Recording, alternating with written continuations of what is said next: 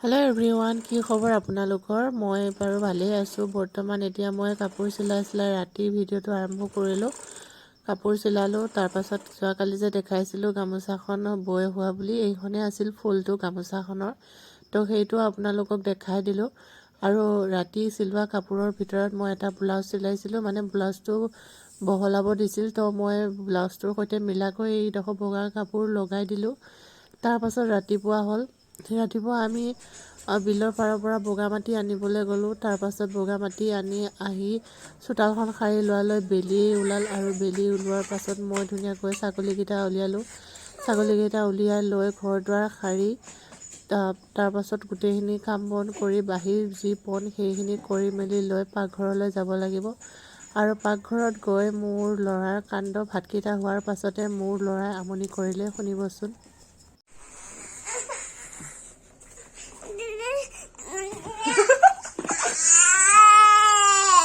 ৰবা মই মামকেইটা নমাই লওঁ, তাৰপিছত দুধ দিম দেই।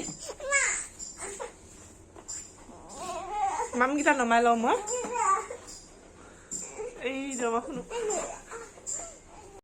ল'ৰাটোক শান্ত কৰি থৈ আহি মই বাকীখিনি বস্তু বনালোঁ। তৰকাৰী বনালোঁ, পানীলাও, আৰু আনফালে বনালোঁ মই কেঁকুৰাৰ চাটনি। তাৰপাছত এয়া বনালোঁ মূলা আলু ভাজি। ৰাতিপুৱাৰ সাজত আমাৰ এয়াই।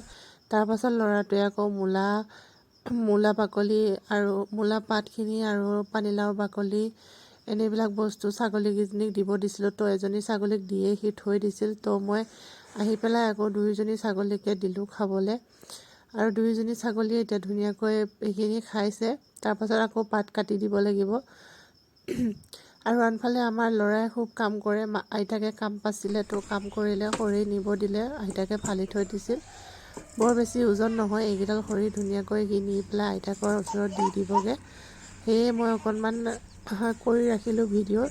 যিখিনি কাম সি কৰিব পাৰে সেইখিনি কাম যদি সিয়াক কৰিব দিয়া হয় তেনেহ'লে সি আনন্দ মনে কামখিনি কৰে। বৰ্তমান তাৰ 2.5 বছৰ চলি আছে। এয়া আইতাকক ধুনীয়াকৈ খৰিখিনি দিলে আহি। কি ধুনীয়াকৈ দিছে। মনটো ভাল হৈ থাকিলে কথা কাম পাইছিলে বৰ ধুনীয়াকৈ কৰে। যিখিনি আৰু সি কৰিব পাৰে সেইখিনিয়ে। আৰু এনেদৰে আমাৰ দিনটো পাৰ হয় ল'ৰাটোৰ লগতো। তাৰপাছত ভাত পানী খাই মেলি লৈ মই কিটচেনৰ পৰা ল'লোঁ ছুটি। আৰু আজি এটা বিশেষ কামত গৈছোঁ। সেয়া পথাৰলৈ আমি তিনিওজনী শাহু বোৱাৰী গৈছোঁ। মই শাহু, বাকী দুজনী বোৱাৰী। তাৰপাছত এয়া কচু খান্দিলোঁ। আৰু কচু খান্দি আহিয়ে মই চিধা ছাগলীকেইজনীক দিলোঁ দানা পাত কাটিব নহ'লে মই কচু আনিবলৈ গ'লোঁ। তো দানাকে দিলোঁ। তাৰপাছত পাত কাটি দিম। আৰু আনফালে মায়ে কচুখিনি ধুনীয়াকৈ চাফা কৰি ৰ'দত দি দিনটোৰ ব্যস্ততাৰ মাজত কাপোৰ অকণমান নোবোৱা নহয়, বলো বৰ বিশেষ নহয়, অকণমান বলো। কিন্তু এতিয়া অকণমান বোৱাৰ পাছতে আবেলি হ'ল। আবেলিৰ কাম বনখিনি এতিয়া কৰিবলৈ হ'ল। সেয়েহে কাপোৰ বোৱা আজি সমাপ্ত কৰিলোঁ। লগতে ভিডিঅ'টো এইখিনিতে সমাপ্ত কৰিলোঁ। যদি ভাল পালে প্লিজ লাইক এটা কৰি দিব। পেজত চালে ফ'ল' কৰিব, আৰু চেনেলত চাই আছে যদি ছাবস্ক্ৰাইব কৰি দিব। আজিলৈ আহিছোঁ, বাই।